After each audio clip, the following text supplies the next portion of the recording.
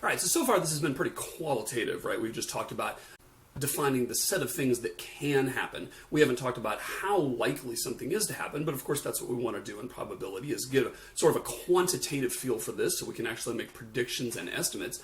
So what we're going to do is talk about how probable or how likely each outcome is to occur. And we're going to introduce, to do that, the concept of a probability measure. Now, a probability measure, let me just kind of tell you right off the bat, always gives us a number back between 0 and 1. That's how we're going to scale our probabilities. A lot of times in everyday speech, you're used to thinking in terms of percent chances, right? People will say, oh, what's the probability it's going to rain today? Oh, maybe there's a 40% chance of rain, right? Well, what we're going to say is there's a 0.4 probability of rain, just because it's awkward to deal with percentages. In math, it's much easier to deal with things from 0 to 1 because it just makes the arithmetic easier. So every time you think, 0.9 probability, just have in your mind, that means 90% chance, right? So, probability measure. A probability measure is a function, so this is having shades of episode 3, just like when we talked about the sample space, that was a set, so that was shades of episode 2, and all this probability stuff can be built on sets, and that's what we're going to do. A probability measure is a function, and the function has as the domain the set of all events. Now, when you ask yourself, what is the set of all events? Remember that event is simply a subset of the sample space. Therefore, the set of all the events is the power set of omega. So, normally what we're going to do is we're going to use the abbreviation PR. That's going to be the name of our function. So I'm always going to talk about PR. That's just the name of our probability measure. Some authors just plain call it P. Other ones will call it F. There's different names for it, but we're just going to say PR for probability. And that's a function, so I'm going to use my little notation here and put a colon. And that's going to go from the power set of omega to 0, 1 in boxes. You've probably seen this notation before in grade school, right? This basically means the closed interval between 0 and 1. That just means the set of real numbers, and 0 and 1 are the minimum and maximum values that it's allowed to take, respectively. Right? So this is the mathematical way of defining what a probability measure is. Now, what this means is that every event that I have is, in fact, an element of omega, and therefore I can say what is the probability that that event occurs. So going back to our dice example thing here, right? We had, I think we said E was the event that an even number is rolled. Even number comes up, right? So we could say the probability of E equals, and that's going to turn out to be 1/2 because half of the numbers on the dice are equal, half the numbers are not, and each one is equally likely, right? So that's kind of an easy one to compute. We could also say, of course, 0.5, and that just means there's a 50% chance that I'm going to get an even number, right? And I could say, what's the probability that I get a high roll, which is actually also going to be 1/2, right? Because we defined half the numbers as counting as high. I could say, what's the probability that I get the event 1 or 3, or some bizarre thing happens and we actually don't get an outcome, and it's going to turn out that's going to end up to be 1/3, right? Because each of the dice faces is going to have a 1/6 chance or 1/6 probability of coming up. We're going to just say, the possibility of some weird thing happen was mostly just a theoretical exercise. So we're going to say the probability of that is 0, and therefore the probability of that event coming up is 1/3, right? So that's all it is. That's what a probability measure is. Now, here's an interesting thing about probability. I mentioned this sort of for completeness because I find it sort of interesting. We're not going to go deep into this controversy by any means, but there is a controversy, sort of a dichotomy among statisticians and those mathematicians who study probability as to what a probability measure actually means. What's interesting is that there's these two different camps, and there's some other ones, but two main camps of mathematicians who, in some sense, disagree at the most basic, fundamental level about what it even means to say that the probability of an even number is 1/2. And it's funny because once they sort of get off that starting block and start to compute things and start to apply rules and start to come up with results, they're in lockstep agreement on everything. They can all agree all the way down to the zillionth decimal place about what all the answers are. So it's kind of interesting that when they start off, they're kind of at an impasse right away as to what the meaning of the probability even is. So let me just tell you real briefly about those two camps, because it's interesting. It has a lot to do with the philosophy of statistics, right? So the first one is called the Frequentist camp, and this is older. The Frequentist camp basically says, all right, let's say someone goes to work, and they drive out of their driveway, and they go down the block, and they get to the traffic light. And the traffic light's red. And that person is overheard to say, man, this traffic light's always red. Every time I get to this thing, I always have to wait, right? And maybe there's a passenger in the car saying, really? You always have to wait? And the person says, well, no, I don't really mean always. And then the person says, well, what do you mean exactly? And the person says, well, I feel like when I come here, like 80% of the time, this light is red, right? 80% of the time. Now, a frequentist would say, what that driver means by that is as follows. Given the fact that that driver has come to that intersection a lot every day when he goes to work, perhaps, and given the fact that he has observed the status of the light every time he's come, so he's noticed that it's red sometimes and green other times, maybe yellow every once in a while, right?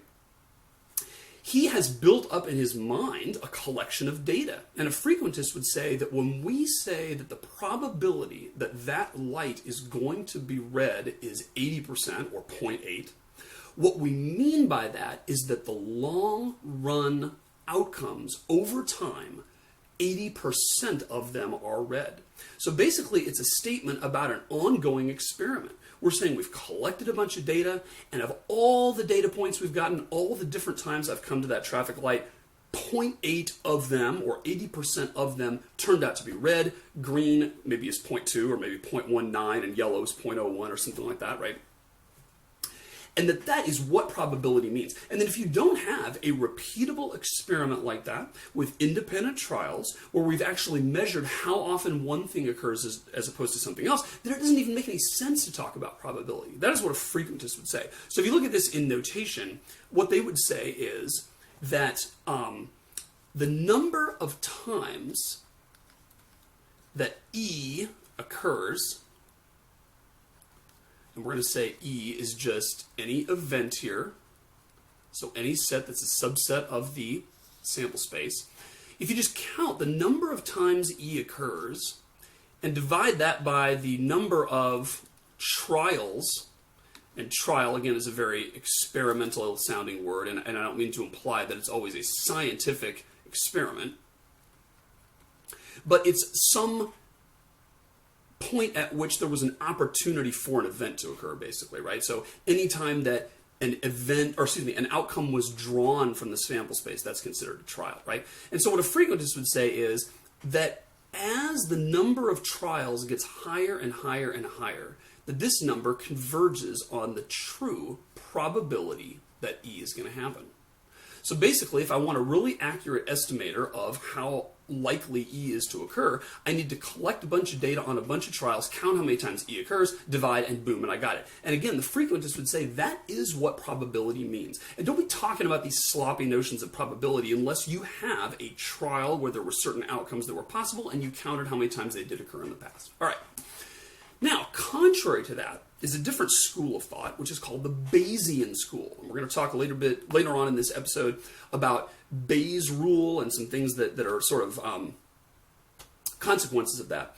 But Bayesian interpretation is totally different. Again, all of their understanding about how to compute various probabilities and stuff is all identical. It's in lockstep with each other. But at the very beginning, the Bayesians would say, you know what, probability doesn't always mean that. There are times when a trial is neither possible nor feasible. There are times when we do not have the luxury of having all this data where we can measure the set of times that something happens. But nevertheless, the Bayesian says, it is meaningful to discuss the notion of probability. And really what a Bayesian would say is that the probability ultimately is a subjective estimate.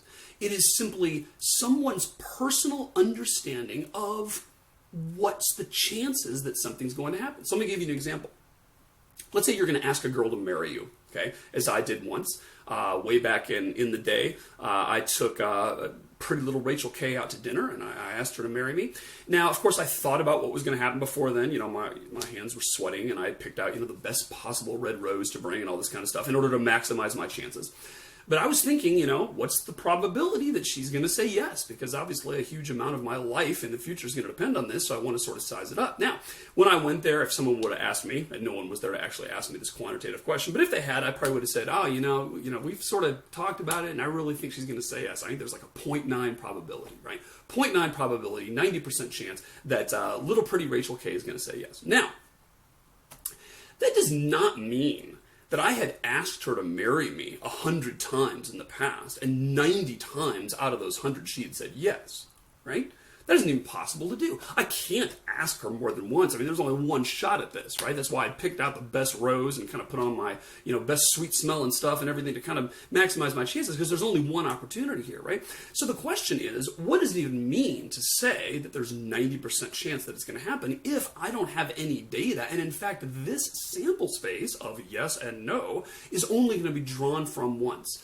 And the Bayesian sort of says, that is simply a subjective estimate. Stephen, based on all the data that he's seen, based on his relationship with pretty little Rachel K, and based on all the, the things, the stage in life that they're at, and the goals that they have, and all the stuff they've talked about and stuff, he really feels like a lot of things would have to go wrong in order for her to say no. And really, if you had to quantify that, probably 9 times out of 10, even though this is only going to happen once, but there's sort of a 90% likelihood that that's going to happen, right? Frequentist throws that out and says, what does that even mean, right? Unless you're going to ask her to marry you 1,000 times and count how many times there were and divide, there's no meaning to probability. But a Bayesian would say, yes, there is meaning to that, and in fact, Bayesian theory, including Bayes' rule, which we'll talk about, has a lot to do with the notion of conditional probability, which is basically revising your subjective estimate about how likely something is to occur in light of new information. So as new evidence comes to light, you say,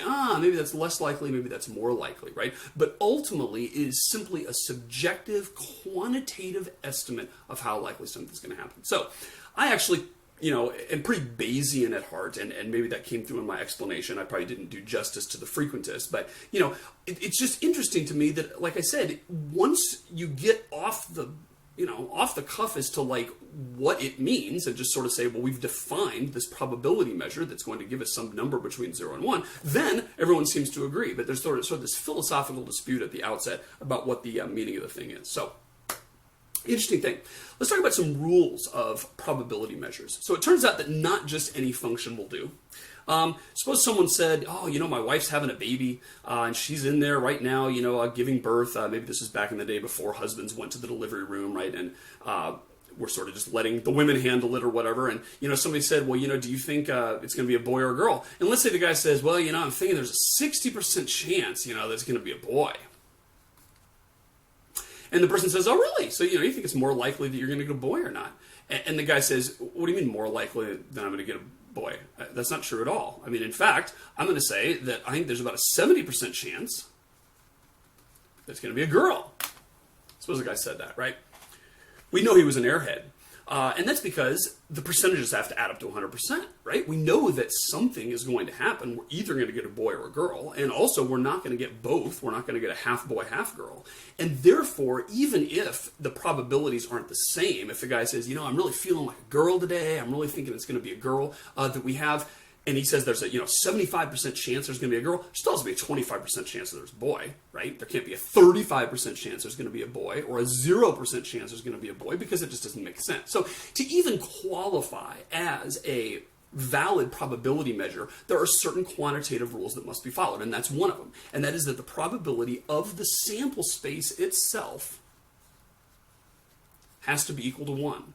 Remember, the sample space is a subset of the sample space, right? Because every set is a subset of itself. So what we're saying here is the event that something happens, and we are guaranteed that something is going to happen. If we think there might be, the world's going to end before the baby's born, then we can add something else to our omega, which is boy, comma, girl, comma, some weird event, right? But in any case, omega is intrinsically defined as the set of all possible things that could happen. So that's one of the things that has to be true. And if someone gives you a probability measure and that's not true, you say, hey, sorry, this is not a valid probability measure.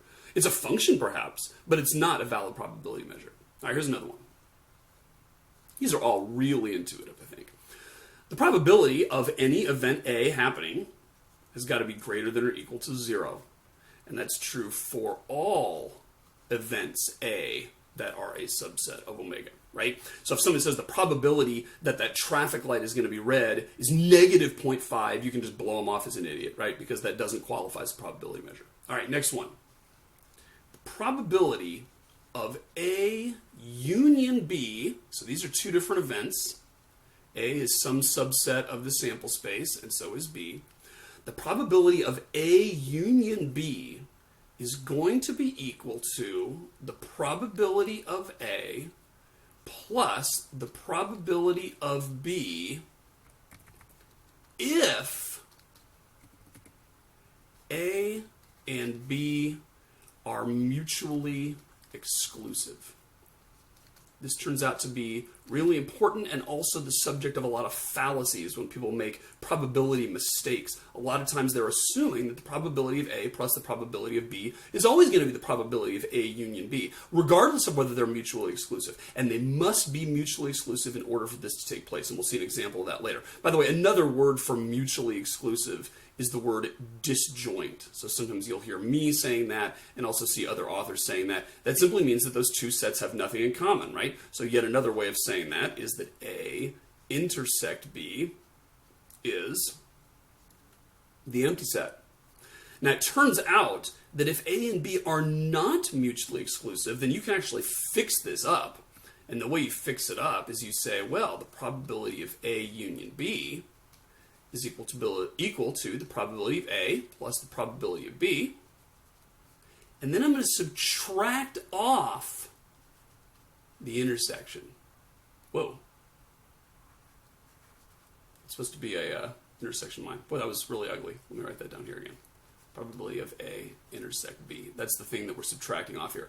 And so if A and B are mutually exclusive, then the intersection of A and B is 0, and therefore you're subtracting off nothing, right? And that's how sort of in the mutually exclusive case, it turns out to just be correct to say probability of A plus probability of B. But it turns out you can subtract off the intersection.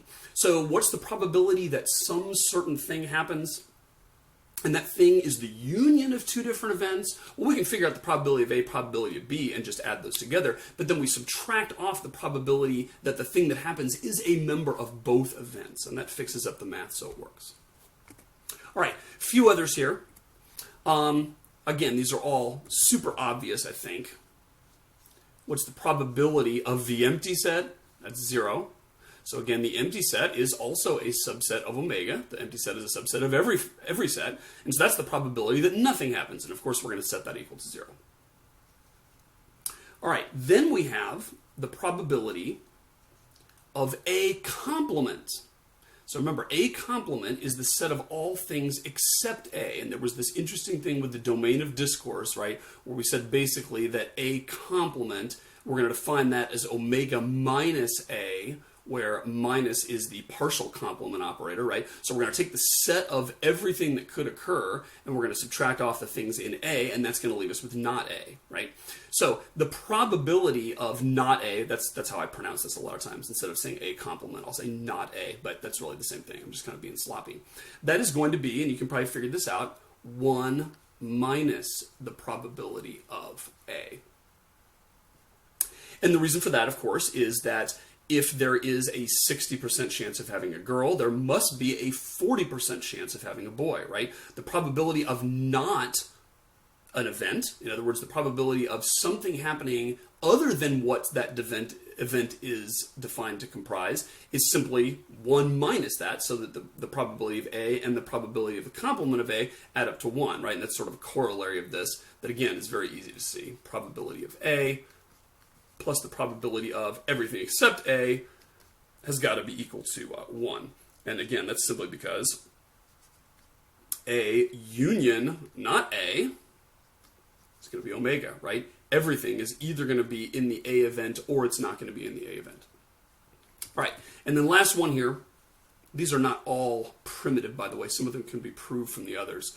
But we're going to say the probability of A is less than or equal to the probability of B if A is a subset of B So think that one through a lot, right? If A is a subset of B, that means that every outcome that counts as an A is also counting as a B. So every single thing that's in A is also in B. Well, if that's the case, then the probability of A happening can't be greater than the probability of B happening. At most, it could be equal if they contained exactly the same things, or if the extra things in B didn't have any probability with them, right? If they were all probability 0. But normally it's going to be the case that if we add extra stuff to this set, we're going to end up adding extra stuff to the probability. That's going to be revised upward from what A is, right? And at the very least, they have to be equal. You certainly cannot have the probability of A greater than the probability of B, because again, that just simply doesn't make sense. Right, so, let's take some examples here. So one example we might have is, I'm going to make an omega here, and we're going to do an omega that has to do with Division III women's basketball. So the Capital Athletic Conference is the athletic conference that Mary Washington plays in.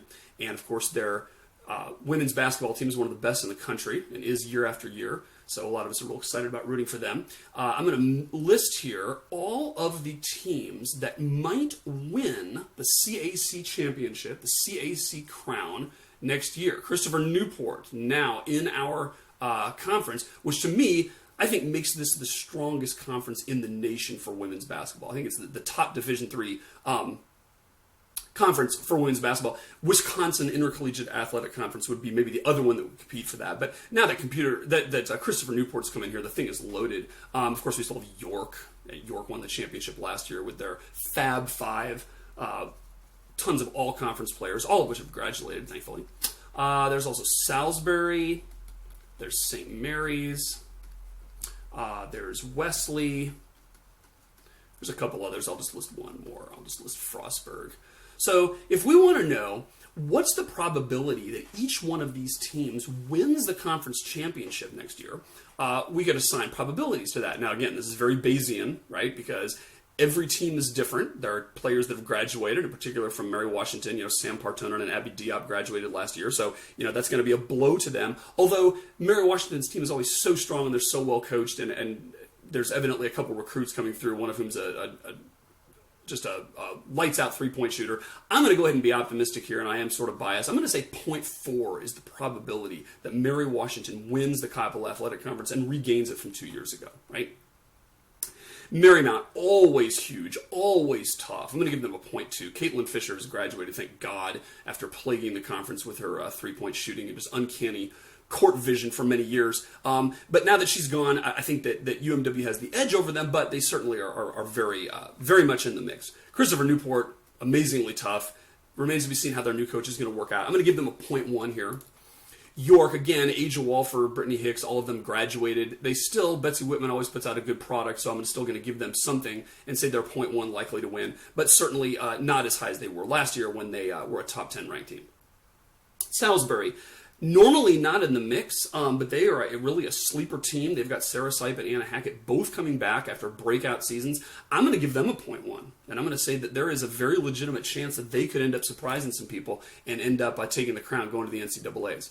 St. Mary's, not very likely. Wesley, not very likely. Frostburg, I'm going to give him a 0. Again, could there be a nuclear holocaust between the time I roll the dice and the time the thing comes up? Sure. That's about how likely it is for Frostburg to win, all right? If Frostburg wins the CAC crown, I'm going to jump off a bridge, all right? So the question, first of all, is, did I make a valid probability measure here? And I think if my arithmetic is correct, you'll find out yes. 0.4 plus 0.2 plus 0.1 plus 0.1 plus 0.1 plus 0.05 plus 0.05, I believe adds up to 1. And so we did, in fact, satisfy the requirement that the probability of the entire sample space is going to be 1. Now, suppose I'm not just interested in particular teams winning, but I might want to be interested in the probability that certain states have the champion. So Mary Washington is in Virginia, of course, so is Marymount. Christopher Newport's also in Virginia. York is in Pennsylvania. Salisbury's in Maryland. St. Mary's is in Maryland. Wesley is in Delaware. and Frostburg's in Maryland. So if I define V as the event that a Virginia team wins, then it's very easy to figure out what is the probability of V. That's simply going to be adding them up, right? And that's simply because that's the way probability works. If I want to know the probability that a certain event happens by these properties that we talked about on the previous slide, all I have to do is add up the probabilities for each individual outcome. And I'm going to get 0.7 there, right? And if I want to know what the probability is that a Pennsylvania team wins, then I'm going to get 0.1. And if I want to know what the probability that a Colorado team wins, I'm going to get a 0, right? We could divide this up different ways. We could say, some of these teams wear blue. It turns out that Mary Washington's uniforms are sort of a navy. Marymount's are more of a royal blue. Christopher Newport's have a blue tint, right? And Wesley's has bluish, right? So if I said, what's the probability that a team with a blue uniform wins, I can do the same sort of thing, and I think I'd get 0.75, 75% chance that occurs, right? And again, I don't have to define my events intentionally. I could say, well, what is just the probability that either Christopher Newport or Wesley or Marymount wins? And that is simply going to be 0.1 plus 0.05 plus 0.2, so that is 0.35, right? So a real easy example of a probability measure. Again, these are my, as a sports fan, subjective estimates of how likely each team is going to do. And when we define our probabilities, we just define them like that, and then the probability of an event is simply the sum of the probability of the outcomes in that event. Great. Let me give you a sort of a shortcut here, which is for special cases. There are special cases that come up, and this one comes up quite a bit, and that is if all outcomes in the sample space are equally likely. So that's certainly not true in the basketball example, but let's say I'm rolling dice, and let's say I'm not cheating, right? We would say that the probability of every side is equal to all the others. This comes up a lot in cards, right? If I've got a deck of cards, and I'm trying to figure out, what's the likelihood that I draw a spade? What's the likelihood that I get a royal flush? What's the likelihood that my card beats all the other cards that are currently up in Indian poker or whatever? That's another example where all the outcomes are equally likely. And in that particular case, we can just say that the probability of any event is simply the cardinality of that event, meaning the number of outcomes in it, over cardinality of omega, right? And that's sort of easy because we're saying, well, there's 52 cards in a deck. What's the probability I draw a jack? Well, there's only 4 jacks in the deck, and there's 52 cards. Therefore, the probability of drawing a jack is 4 out of 52, which is 1 out of 13. So that's a special case. Again, don't fall into the trap of thinking that's necessarily true. If it's not, you got to make sure, does it make sense that they're all equally likely? It's not like you can just cavalierly say, well, let's just count how many possible things there are in the event. But in that case, which does come up quite a bit, they are likely. So let me just end this little segment with kind of a counterintuitive thing. So, one of the things that I think people have a misconception about is how to count these probabilities for certain cases. So let me take an example, and this is one that I've had a number of students get kind of tripped up on. Let's say I've got 2 pennies that I'm going to flip, right? Flip a coin. And let's say I've got 2 pennies. They're each, kind of oldish pennies that look sort of copperish with a little bit of, lint on them or whatever. They're indistinguishable is the idea, right? So instead of flipping a penny and a dime where I can easily tell what the difference is, I'm just flipping those 2 pennies. Now, one question we could ask is, what's the probability that I get one of each, heads and tails, when it comes up? And we can compute that. Now, a lot of students make an error here, and here's the error that they make. They reason that there are 3 outcomes, and they say, here's the outcomes. One is both heads. Another outcome is both tails. And another outcome is one of each. Because I could clearly get head-head, or I could clearly get tail-tail, or I could clearly get one of each, right? Now, that much is okay. If we want to count those three things as the outcomes that we are interested in, we can certainly classify those as outcomes. But the fallacy comes from then saying, each of these is probability 1/3. And some people will say that because they say, well, it's a fair coin, and I have no reason to favor one over the other, and I've defined three outcomes, therefore I'm going to go back to the previous slide that we talked about and say, well, the probability of the event happening is simply the cardinality of the event over the cardinality of the sample space, which would certainly be 1 out of 3 in this case. Okay, turns out that doesn't give you the right answer. And the reason it doesn't is because this really is the wrong way to think about it.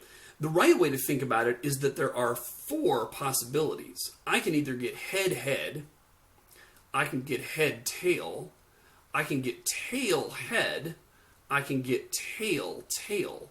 Those 4 things where the first letter is what the first coin gave you, and the second one is equal to what the second coin gave you, is the true omega.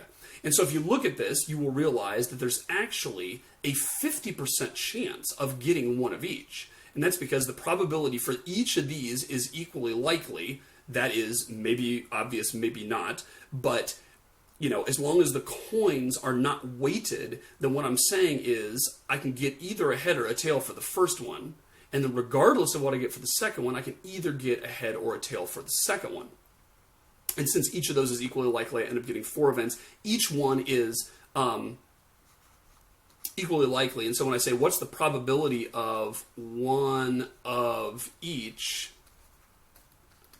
what I'm really asking for is the probability of the event which has head, tail, and tail, head in it, which is going to be 1/4 plus 1/4, which is 1/2. Now, some students ask me, they say, well, how do you know that? I mean, how do you know the first one wasn't right?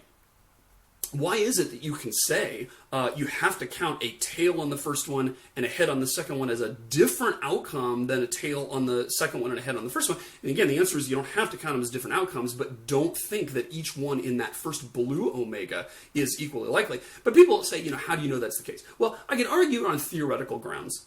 One way to argue that is to say, well, what if the 2 coins were easily distinguishable from each other? What if you flipped a penny and a dime? Or what if you flipped an old penny and a new penny and it was easy to see that there was a difference, right? Then it would be clear that a head on the old penny and a tail on the new penny is different than a tail on the old penny and a head on the new penny. You could distinguish the difference between those 2. Whereas if you just flip the 2 in the middle of the table and they are identical looking coins, you couldn't tell the difference, right? And so really what I'm saying there is the fact that you can't tell the difference between those 2 particular coins is not going to affect the probability. It's still the case that those are 2 different coins, and each one can come up heads or tails independently of the other one. Some students don't buy that, though, and they want to be more convinced. So really what I would say, if you want to be convinced and you don't believe this point, is simply try it. Spend, I don't think it'd take you more than a couple minutes, right? Flip a couple coins, flip them 100 times, write down how many times you get both heads, how many times you get both tails, how many times you get one of each. Add them all up. And I will bet you that out of 100 flips, you're a lot more close to 50 times getting one of each than you are getting 33 times one of each, which is what the thing would predict if we had the blue omega here. In case you don't believe that, I actually wrote a little computer program to look at this. So I have this simulation here, and I wrote this in the programming language R. That's my favorite language that I use a lot. R is my homeboy. And here's what I'm doing. I'm basically saying, and if you don't know how to read programming, it's not important that you understand this, although I bet you can figure it out by just kind of looking through it. And if you've written programs in another language, I'm sure you can figure it out as well. So here's what I'm doing. I'm basically saying, let's set up 3 variables that will count how many times I get each one. And I'm going to call 1 the number of double heads, 1 the number of double tails, 1 the number of times I got 1 head and 1 tail. And then I'm going to go through and I'm going to say, well, let's flip 10,000 coins, because a program can do this a heck of a lot faster than you can with 2 physical objects. And I'm going to say, let's make coin 1 equal to, and I'm going to sample from the set h comma t, which indicates heads and tails. So basically this means take a set of heads and tails and sample once from it with equal probability. Then do the same thing again with coin 2. And then I'm just going to say, if coin 1 is heads and coin 2 is heads, that's what this says, then increase the number of double heads I have been recording so far. Otherwise, if the first one is tails and the second one is tails, then increment the number of tails that I know I've gotten so far. And otherwise, increment the number of one of each, right? So I'm just basically going through and counting how many times each one of those outcomes occurs. And then I'm going to come down here and basically take the number of double heads I have, divide it by 10,000, which is how many different flips there were, that's how many different trials there were, multiply that by 100 to get a percentage and print it out. And I'll do the same thing with the number of tails and the number of one of each, right? So if I run this thing, it says double heads occurred 24.59% of the time, double tails occurred 24.66% of the time, and one of each occurred 50.75% of the time. Doesn't give you the same answer every time. Every time I run this, I'm going to get a slightly different thing. Sometimes I'll probably get less than half one of each, although that doesn't seem to be happening a lot here. There's one where we had one of each less than half. But you can see it's right along here. In terms of being 50% of the time, I'm getting one of each, and then a quarter of the time, I'm getting double heads and double tails. So that's an example of something where it's empirical data, right? And of course, you could shoot holes in that. You could say, well, you know, that was all random, and how do we know we're going to get the same thing every time? I'm still clinging to my belief that really, in the long run, if you flip two coins, you're going to get one of each, a third of the time, not half. And all I can say is you can cling to that if you want to, and really, ultimately, there's no way to prove that right or wrong. But I think the fact that you empirically can gather data like this, then you start to realize that that would align with our intuition. So you'd kind of make some mistakes in your reasoning if you assume that the probabilities weren't what they turned out to be. This is a very frequentist approach, right? Because I'm going through and saying, well, if we want to figure out, you know, what the outcome is, let's just generate a bunch of trials. And of course, we could do that with a single penny too to find out whether it was biased or not. But anyway, that's the notion of a probability measure, which we're going to use quite a bit in probability.